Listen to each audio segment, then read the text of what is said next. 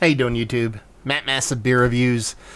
Yeah, back with a little bit of a Hop Butcher Milkshake. Hopeful goodness up in this piece in the form of their Cold Crunch. This be a Centennial Mosaic hopped. Okay. Milkshake Double IPA with lemon and vanilla. 7.5% alcohol by volume. And on the back here, they have tart lemon, creamy vanilla, powdered sugar. So there you go. Very hit or miss, the Hop Butcher milkshakes for me. Sometimes they do me all kinds of proper. Sometimes they're just, none of them are kind of bleh. But there's a couple of them that verge into kind of non-beer mode. Now we're talking about milkshake IPAs. We're not talking about highbrow shit here. So for it to kind of come off as like a pina colada or some kind of mixed drink thing, it's a milkshake IPA. Again, label-wise, it's cool. Cold Crunch. I wonder what that means. Kind of looks like cereal in the background. Maybe that's what they're going for. I actually like the possibility of how that lemon will play in the milkshake. It might come off really nice. But yeah, I mean, she looks all the part of a hazy.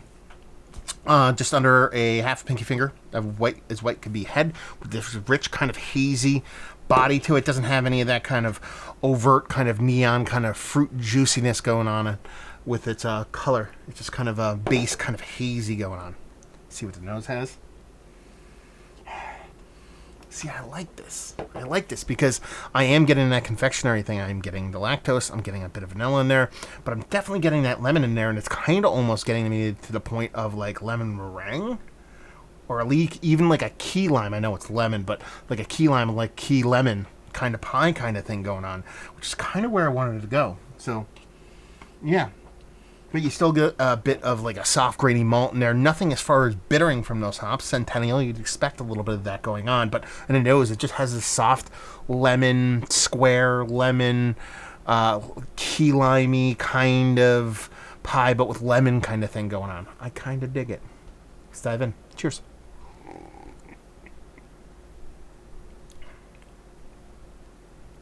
I like that.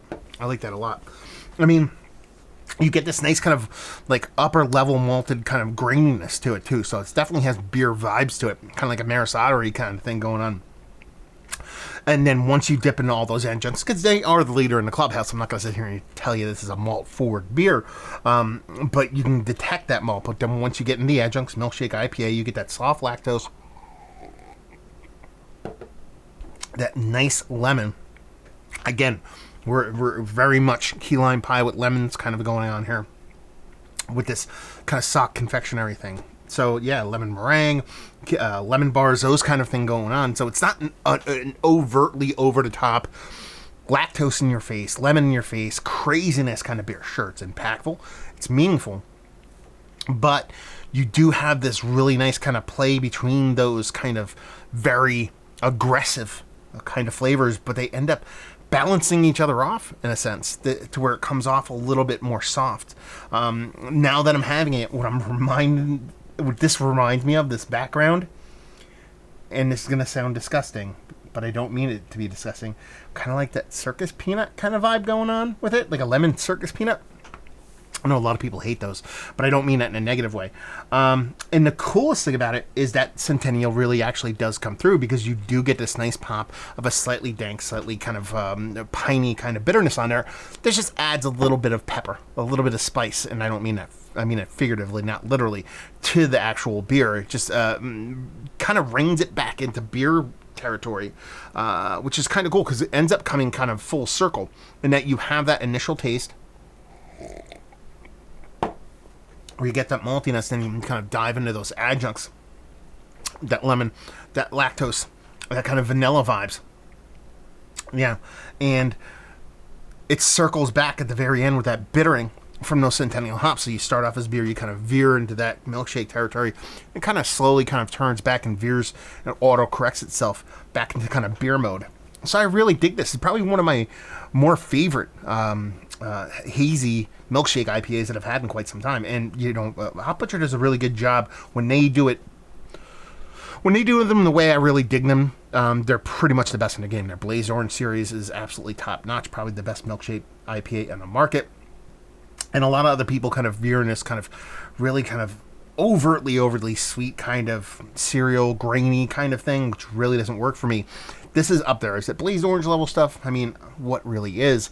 But it wants to be, and it's really damn tasty stuff. It was really kind of piqued my interest when it had that kind of addition of lemon, and it kind of played out exactly the way I wanted it to be. Yeah. I'm a fan. Let's put it that way. Lost my train of thought for a second there. Anyway, let's talk about it. This is one of the better milkshake IPAs I've had as of late. Yeah, it's Mount Rushmore status for me, actually. I just dig that lemon thing. That lemon square, that lemon meringue kind of thing just works for me. Value availability, Hot Butcher, no idea. 18 to 22 bucks. I'm guessing big milkshake IPA, probably 20 to 18, give or take. And leave you with, if you like what we like as beer, if you like milkshake IPAs, but you'd like them to be not just adjuncts on adjuncts to the point where the beer is just lost completely. Again, the adjuncts are the star of the show here, but there is a beer to be found underneath. So if you dig that in your kind of milkshake IPAs, you'll dig this. There you go. Another review in the books. Hopefully you guys enjoyed it. Down there if you want to talk about it. Massive Beers if you want to check me out doing the social media stuff. Beer Massive. Want to check me out doing the whole podcasting thing. And hopefully you guys enjoyed the review. Hopefully you're enjoying a little Hot Butcher right now. Hope to see you next time. Cheers.